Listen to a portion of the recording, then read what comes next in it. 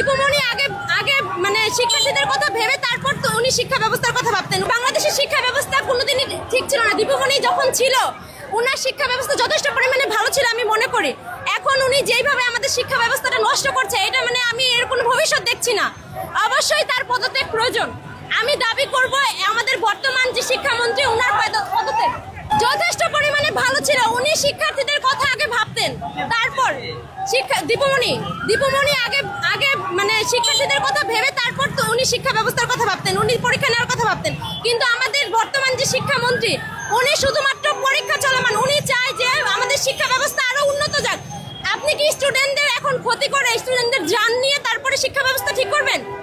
গতকালেরই একটা নিউজ দেখলাম আমি, পরীক্ষা দিয়ে এসে ওই মেয়ে মেবি রসায়ন পরীক্ষা দিয়ে এসে রাজশাহী কলেজের একটা স্টুডেন্ট ছিল, ওই মেয়ে আত্মহত্যা করছে। এটা কি আসলে আত্মহত্যা ছিল? এটা আত্মহত্যা বলে গণ্য হয়? এটা কিন্তু আত্মহত্যা না, এটা কিন্তু হত্যাকাণ্ড ছিল।